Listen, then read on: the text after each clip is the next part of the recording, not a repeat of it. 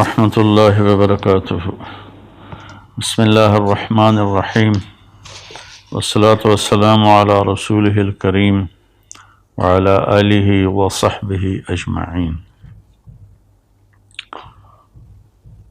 17 رمضان المبارک شب جمعہ تھی، اور زمانہ تھا حضرت علی رضی اللہ تعالی عنہ۔ آپ کی خلافت کو 5 سال کے قریب ہونے والے تھے، 4 سال 9 ماہ ہے۔ تو آپ گھر سے نکلے تو آپ نماز کے لیے اٹھاتے تھے لوگوں کو، الصلاۃ الصلاۃ الصلاۃ۔ جب مسجد کے دروازے میں داخل ہوئے تو وہاں خارجی عبد الرحمن بن ملجم چھپا ہوا تھا۔ اس نے آپ پر سیدھا وار کیا، جو ایسے پیشانی کو چیرتا ہوا سر میں اتر گیا، اور آپ کی داڑھی خون سے بھر گئی۔ تو میں قربان جاؤں اہل بیت کے اخلاق۔ لوگوں نے جب اسے پکڑ لیا تو آپ نے فرمایا کہ احسنوا نزلہ، یہ مہمان ہے، اس کا اچھی طرح اکرام کرو، اور اکرموا نزلہ واحسنوا مثواہ، کہ اس کا اکرام کرو، اسے اچھا کھانا کھلاؤ، اور اس کو اچھا بستر دو نرم، اور میں زندہ رہا تو میں خود فیصلہ کروں گا کہ میں نے اسے چھوڑنا ہے، معاف کرنا ہے یا قتل کرنا ہے، اور اگر میں شہید ہو گیا تو میرے بعد تمہیں اجازت ہے، چاہو تو معاف کر دو تو اچھی بات ہے، ساتھ یہ بھی فرمائے، اور چاہو تو قتل کرو۔ پھر قتل اس طرح نہ کرنا کہ اس کے ناک کاٹو، کان کاٹو، زبان کاٹو، ہاتھ کاٹو، پاؤں۔ اقتلوہ قتلتی، جیسے اس نے مجھے قتل کیا، میرے سر پہ تلوار ماری، تم بھی ایک تلوار مار کے اس کا کام تمام کر دینا۔ یہ اس کے بارے میں وصیت ہو رہی ہے جو جان لے گیا۔ حضرت زینب رضی اللہ تعالیٰ عنہ علیہ السلام، ان کو اپنے والد کے علم سے فصاحت ملی، جو فصاحت میں ان کا کوئی ثانی نہیں ہے، جتنی کو مشہور خواتین سامنے آئی ہیں یا پڑھی ہیں۔ حضرت زینب رضی اللہ عنہ علیہ السلام جیسا کوئی خطابت میں نہیں تھا عورتوں میں۔ تو وہ روتی ہوئی آئیں تو وہ امیر المومنین، ہائے امیر المومنین، تو وہ کم بخت کہنے لگا میں نے امیر المومنین کو نہیں مارا، میں نے علی کو مارا ہے۔ پھر وہ تسلی کے لیے اپنے باپ کو تسلی دینے لگیں تو پھر وہ بولا جتنی مرضی تسلیاں دے لو، یہ نہیں بچے گا، اس تلوار کو 1 مہینہ میں نے زہر میں ڈبو کے رکھا ہے، اس کا ایک ہی وار سارے جسم میں زہر کو پھیلا دیتا ہے۔ یہ سب کچھ سننے کے بعد حضرت علی فرماتے ہیں احسنوا نزلہ واکرموا مثواہ، کہ اس کی مہمان نوازی اچھی طرح کرو، اور اس کی رہائش کے لیے اچھا انتظام کرو، اچھا بستر بچھاؤ۔ آپ اندازہ لگائیں کہ کہاں تک اخلاق پہنچے ہوئے ہیں۔ ہم اختلاف رائے کرتے ہیں تو ایک دوسرے کو گالیاں دینے لگ جاتے ہیں، اور یہاں یہ ہو رہا ہے کہ وہ قاتل ہے اور آپ اس کے لیے فرما رہے ہیں اکرام کرو، کھانا کھلاؤ، پانی پلاؤ۔ میں زندہ رہا تو دیکھ لوں گا کیا کرنا ہے، میں شہید ہو گیا تو میری پہلی گزارش ہے کہ اسے معاف کر دینا، اور دوسری یہ ہے کہ مارنا ہو تو پھر بس ایک وار سے اس کی گردن اڑا دینا۔ یہ میں نے آپ کی وفات کا، شہادت کا واقعہ پہلے سنایا۔ اب اس میں کچھ اختلاف ہے تاریخی، جو گلدستہ اہل بیت ہم نے اللہ کے فضل سے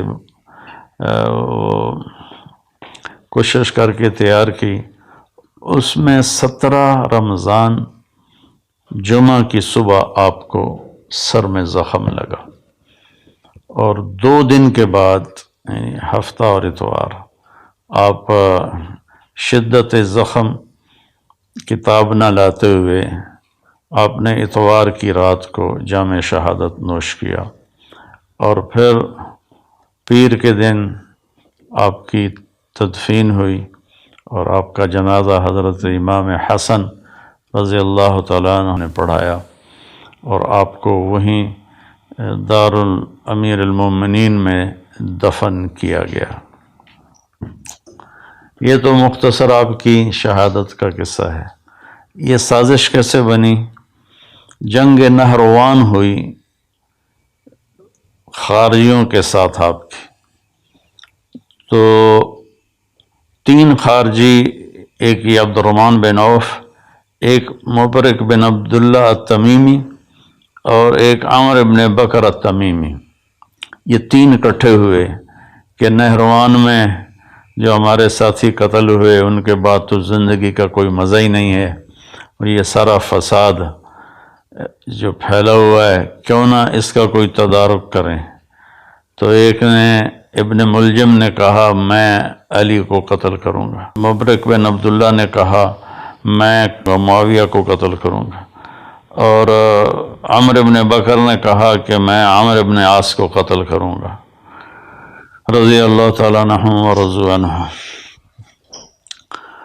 تو باقی 2 کی زندگی لکھی ہوئی تھی، ایک ہی رات سب نے طے کی تھی، 17 رمضان کی صبح۔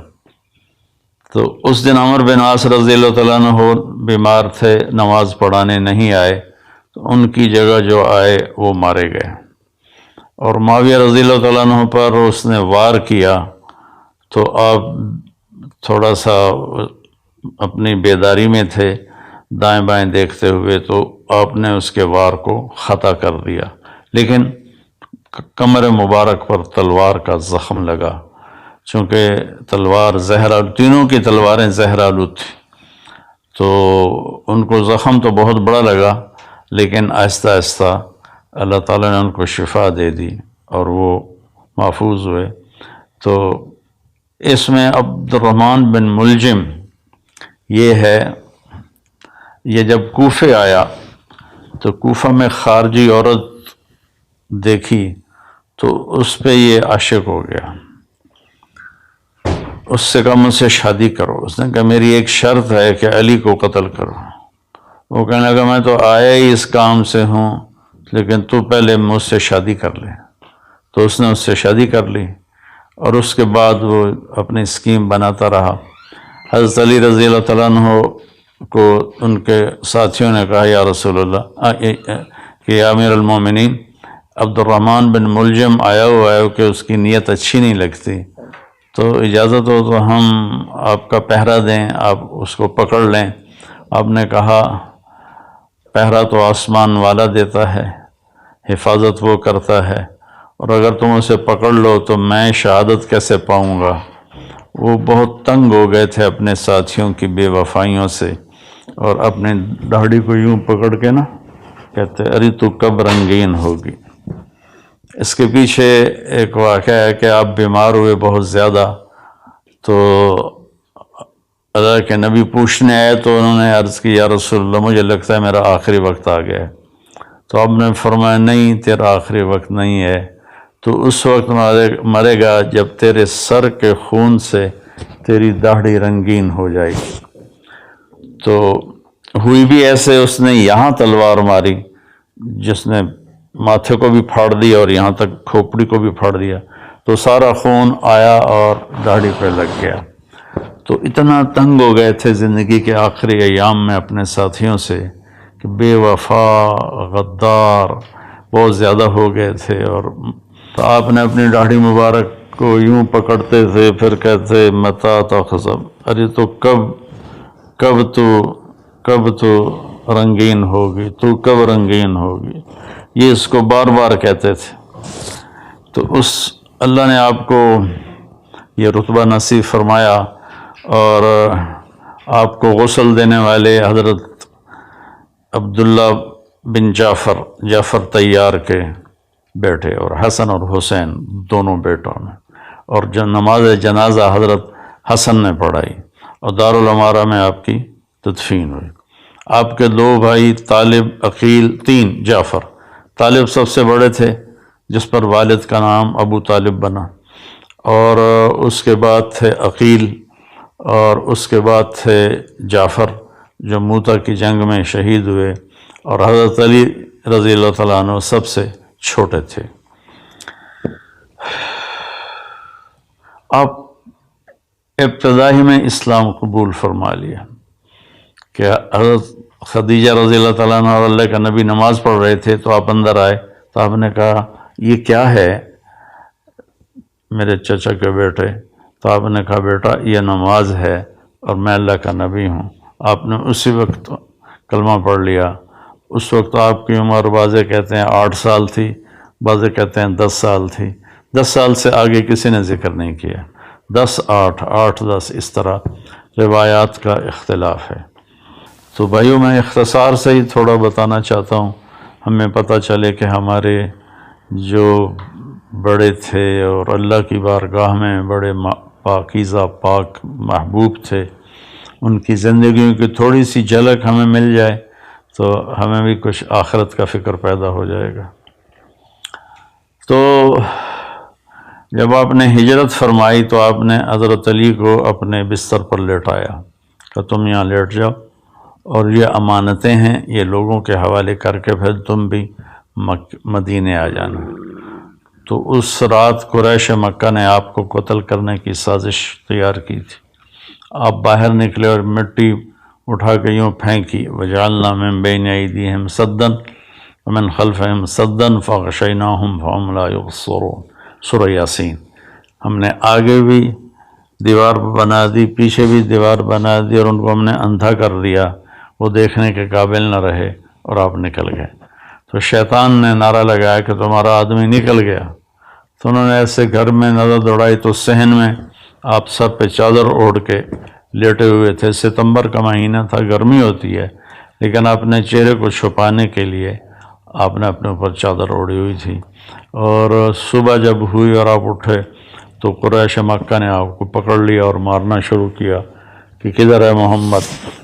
آپ نے فرمایا میں تو تمہارے سامنے یہاں لیٹا ہوں، مجھے کیا پتا کدھر ہے؟ پھر انہوں نے ان کو حرم کے ایک ستون کے ساتھ باندھ دیا، پھر کچھ دیر بعد چھوڑ دیا۔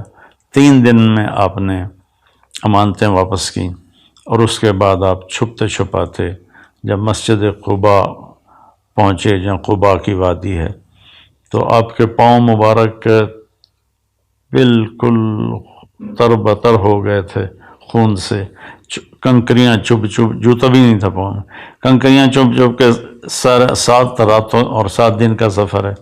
تو آپ کے پاؤں کے زخم بہت تکلیف دینے لگے۔ تو جب آپ قباء پہنچے تو اللہ کے نبی نے فرمایا علی کو بلاؤ، کہا جی وہ تو چل ہی نہیں سکتے اب۔ پھر آپ خود تشریف لے گئے، ان کے پاؤں کو دیکھا تو آپ رونے لگے۔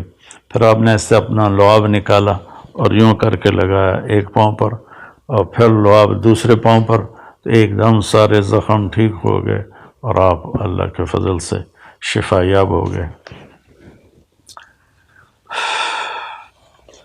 جنگ بدر میں آپ نے کیا کیا کہ جب دشمن آمنے سامنے ہوئے تو عتبہ بن ربیعہ اور شیبہ بن ربیعہ اور ولید بن عتبہ، ایک ہی گھر کے 3 آدمی، عتبہ اور شیبہ دونوں بھائی، اور ولید عتبہ کا بیٹا اور عتبہ ربیعہ کا بیٹا، یہ نکلے جنگ میں کہ آیا ہے کوئی ہمارے مقابلے میں۔ تو اللہ کے نبی نے عوف رضی اللہ تعالیٰ عنہ اور معوذ رضی اللہ تعالیٰ عنہ اور حضرت عبداللہ بن رواحہ رضی اللہ تعالیٰ عنہ، ان تینوں کو بھیجا کہ آپ جاؤ اور ان کا مقابلہ کرو۔ جب یہ تینوں آئے تو انہوں نے پوچھا کون لوگ ہو؟ کہا ہم مدینہ والے ہیں۔ کب چلے جاؤ، ہمیں تمہاری ضرورت نہیں ہے۔ پھر کہا یا محمد اخرج الینا اکفاءنا، ہمارے قریشی ہماری طرف بھیجو، ہمارے قبیلے والے ہماری طرف بھیجو۔ اتنا ان پہ نشہ چڑھا ہوا تھا اپنی فتح کا۔ تو آپ نے فرمایا یا حمزہ قم، کہ یا شیبہ قم، یا علی قم، کیونکہ علی چھوٹے تھے نا، حمزہ بھی چچا تھے، شیبہ بھی چچا تھے۔ تو آپ نے کہا قوموا لدینکم. تو یہ تینوں حضرات پیدل چلتے ہوئے آئے. تو عتبہ نے پوچھا کون ہو؟ آپ نے کہا میں حمزہ ہوں بن عبد المطلب. کہا تم کون ہو؟ کہا میں شیبہ بن حارث. تم کون ہو؟ کہا میں علی بن ابی طالب. کہنے اب مقابلہ ٹھیک ہے. تو تینوں نے ایک دوسرے پر وار کیے. تو پہلی وار میں حضرت علی نے ولید کو قتل کر دیا، حضرت حمزہ نے عتبہ کو قتل کر دیا. تو حضرت شیبہ ذرا عمر میں بڑے تھے تو ان کی ٹانگ کاٹ دی اس نے. شیبہ بن ربیعہ، شیبہ نہیں عبید، میں غلط کہہ رہا ہوں، عبید بن حارث. تو شیبہ تو دوسری طرف سے کافر، حمزہ، عبید، علی. ادھر عتبہ، شیبہ، یہ بن ربیعہ اور ولید بن عتبہ. تو شیبہ نے حضرت عبید کی ٹانگ کاٹ دی تو گر پڑے. تو دونوں نے اس کا بھی کام تمام کر دیا اور ان کو اٹھا کر لائے. تو آپ کے قدموں میں پڑھ کر کہنے لگے یا رسول اللہ میں شہید ہوں. آپ نے کہا بلا ونا علیک شاہد، بے شک تم شہید ہو اور میں اس پہ گواہ ہوں. تو جنگ بدر میں آپ کی شجاعت سب کے سامنے ہے. پھر غزوہ احد میں جب شکست ہو گئی تو کفار نے اللہ کے نبی کے اوپر اپنا فوکس کیا حملہ. تو چند صحابہ نے آپ کو گھیرے میں لے لیا. یہ چند صحابہ تھے ابو بکر، عمر، علی، سعد بن عبادہ، عبادہ بن صامت، اسد بن زرارہ، ابو دجانہ، طلحہ بن عبید اللہ اور حارثہ بن نعمان. 10 تھے، میں نے 9 نام آپ کو بتا دیے. انہوں نے آپ کو گھیرے میں لے لیا. ہاں سعد بن ابی وقاص 10 میں تھے، سعد بن ابی وقاص. تو آپ کو گھیرے میں لے لیا اور ہر آنے والے تیر کو روک رہے تھے، نیزے کے وار سب روک رہے تھے. تو عتبہ بن ابی وقاص یہ حضرت سعد بن ابی وقاص کا بھائی تھا. اس نے ایک پتھر اٹھایا اور صحابہ کی نظریں تھیں تیر، تلوار اور نیزے پر. ان کی نظر پتھر پہ گئی نہیں تو اس نے زور سے پتھر پھینکا جو آپ کے یہاں لگا. تب سیدھے یوں گرے ایسے اور سارا چہرہ خون سے تر ہو گیا، دانت ٹوٹ گئے. تو یہ سارے 10 رونے لگے کہ اللہ کے نبی شہید ہو گئے. تھوڑی دیر کے بعد آپ کو ہوش آیا تو انہوں نے عرض کیا یا رسول اللہ آپ تو ان کے لیے بد دعا کر دیں. تو آپ نے فرمایا اللہم اغفر لقومی فإنہ لا یعلمون، اے اللہ میری قوم کو معاف کر دے، یہ مجھے جانتے نہیں ہیں.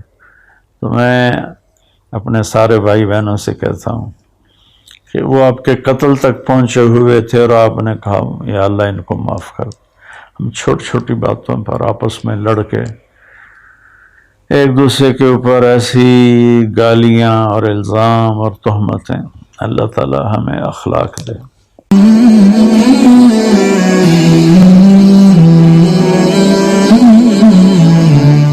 ورحمۃ اللہ وبرکاتہ. بسم اللہ الرحمن الرحیم والصلاة والسلام علی رسولہ الکریم وعلی آلہ وصحبہ اجمعین.